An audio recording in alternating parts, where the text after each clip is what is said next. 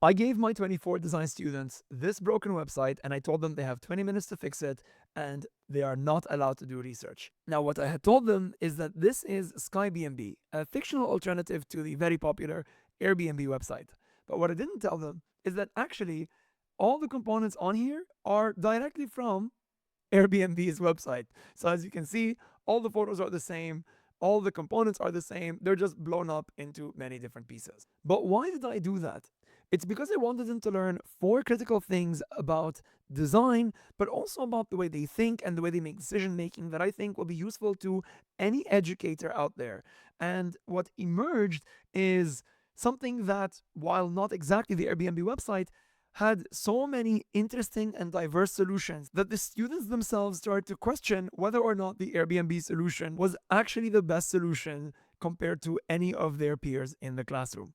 So, if you're curious to learn about these 4 learning outcomes and how you can design activities that leave students with this big impactful feeling that is both giving them the confidence to make the best solutions, but also making the core lessons stick in their minds for a very long time to come, stick around. I will walk you through how I designed this activity. And of course, links to the Figma files will be in the description below so that you can access it in your own time and design activities like this for your own classes in the future. First, let's take a look at the setup of the Figma file for this activity. We have an instructor panel in the top left, and then I create a clean canvas for each one of the students with exactly the same contents as the instructor panel. Let's zoom in and take a look at exactly what is in this panel. There is the jumbled components all laid out for the students to start working on them, and they're clickable and draggable and everything. Then there is an instruction panel that includes a description that talks about the core lessons that are meant to be taken away from this activity, as well as steps with time breakdowns of what they're supposed to do.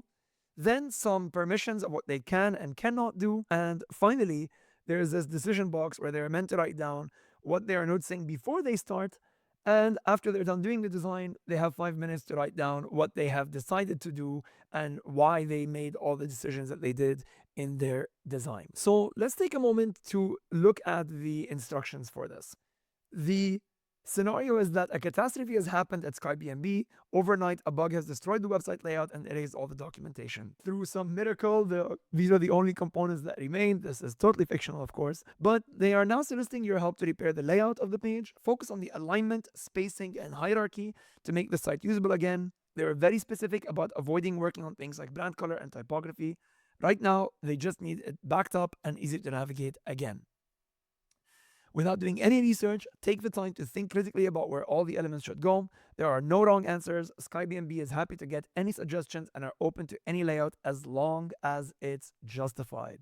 And though I did not bold this, it is actually critical to this activity's learning outcomes. So, what are the steps and what do I do as a facilitator? I kick off with a 5 minute timer where they are supposed to start without touching the Figma file, without doing online research, to take notes in the notepad, which is down here again, of what they are noticing with their thoughts and what they plan on doing. Then I give them 20 minutes and I play some light music in the background to actually get into the file on the right over here and start working. They're allowed to start dragging things around and cleaning this site up. Then they have 5 more minutes to stop designing and go back to the after completion and start writing down what decisions they made. And then we have 15 minutes where they're allowed to go around on the different canvases and compare all their work to each other. And we are having a structured discussion around this with a final 10 minutes where the client will contact tech support and let them know about one last small thing that we will discuss that they are not privy to. There are a few critical things in the orders of the activity that are super important for the students to know. First, they have 5 minutes to write down their thoughts before they get into the design. We do this because I'm trying to teach them the importance of being intentional in their work. It is very easy for the body to have an intuition about what to do, but not understand why it's doing that. And it's very easy because there's a timer to rush into some obvious solutions. By taking 5 minutes to pause and reflect on what they're observing, they are giving themselves time to actually acknowledge those intuitions and make them concrete. This will also be critical later in the discussion. Then there's a 20-minute activity. Of course, this is the most obvious part. 20 minutes, you have to design, no research. Do not leave the Figma file. Then, for 5 minutes, you stop designing and you write down those final decisions. Why do we do this? This sandwich of 5, 20, and 5 means that we have for each student the full justification of what they did before the discussion so that they are not impacting each other's work in the conversation. It is very easy when students start to put their hands up and say, I did this and I did that, for people to start to reassess what they're thinking. It can feel shameful. It can feel like maybe they didn't think about something their peers did, but I want them to lock in what they thought of on paper or in pixel before we start having those conversations. Of course, then we have the 15-minute discussion about their own work to each other.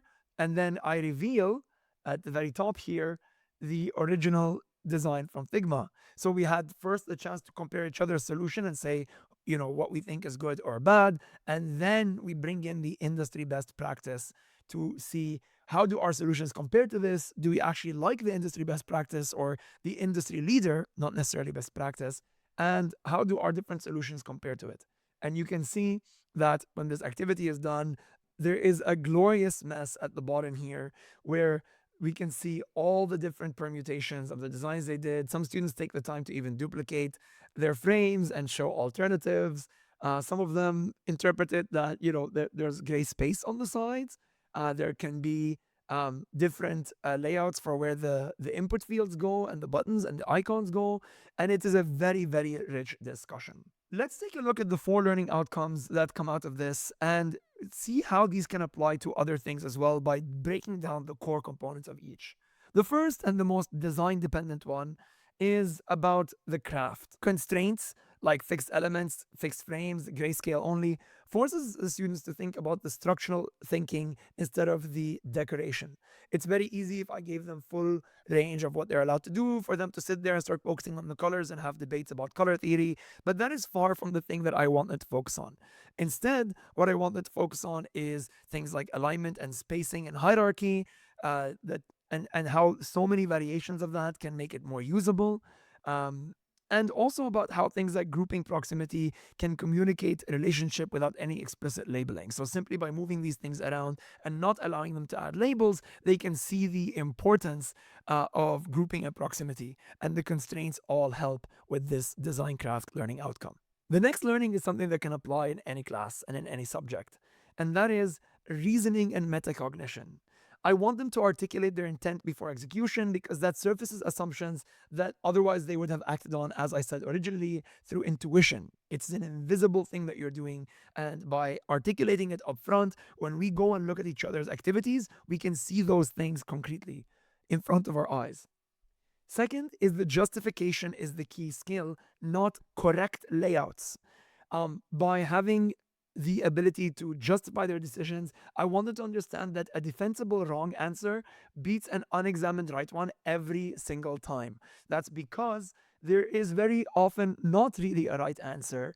And by being able to justify what you did, then when you're getting feedback from a peer or from your boss in the future, they're able to work on the justification, not the simple surface level layout that you presented. Finally, the loop of noticing, hypothesizing, and then deciding is something that's repeatable and learnable and is not necessarily an inborn talent. But so often in creative work like design or in scientific work or mathematics, there can be this feeling that there's an inborn talent or ability that you have. Whereas in reality, the way to improve is this loop. I notice something, I think I can do this, I decided to do this, and we keep going around and around and around, and then we can improve.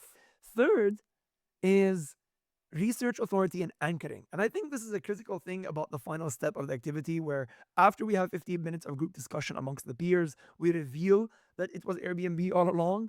And what that does is it shows us that the market leading solution is not always the optimal one. Real products contain compromises, legacy decisions, and mistakes. And by showing that at the end and not allowing them to do research, they're not anchoring themselves to that, which is the second thing, that reference material should be evaluated, not adopted. It is super common in design, but in lots of other creative fields, to just take the best thing and show that and then try and make a derivative of it. but we are looking at things all the time. We have it intuitively. So let's articulate that decision. Let's have a stab at it before we do research, and then let's go and compare to what's out there. This ties into the third thing, which is confidence in your own reasoning is earned by first trying to do something and then comparing. Confidence can breed competence, and I am very worried these days with AI, with Google, with best practices and templates that we are diluting our ability to formulate our own thoughts and develop confidence in our own unique viewpoints.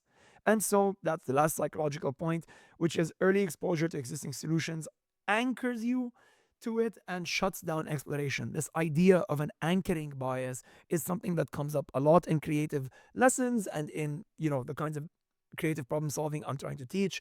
And so this activity in revealing the best practice or the market leading solution at the end, we are also learning about the impact of that anchoring. Lastly, we have lesson 4, and that is all about peer comparison. In seeing a peer's reasoning, we're getting a lot more utility out of that than seeing their artifact. Often in these kinds of classes or studio environments, we ask students to just show us what they did and we talk about what they did. But by putting down the why, we actually have it in front of our eyes. They cannot rewrite the story after. This connects directly to something down here, which is a room's diversity is only accessible if everyone commits their original intentions before everyone speaks. If I had just asked them to put their hand up and explain their reasoning, then people would start to rewrite their reasoning as they heard what others said that might sound better to them than what they thought in their heads. But it's on paper. So once we arrive at a student's board, for example, we scroll over to student 6 over here and we have their decisions down here.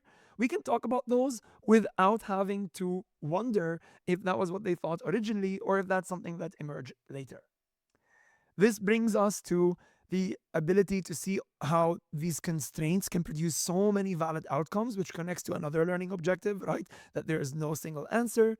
And of course, one thing I love to drive home is that disagreement between equally defensible solutions is where a lot of the best learning happens. It's not merely about finding the best one in the group, but rather once the students are realizing, oh my God, there's so many options and they're able to see them and talk about them, then we realize there isn't a best because the Airbnb solutions gets revealed and we're seeing, whoa, I mean, do I even like that compared to that discussion we had earlier with the peers?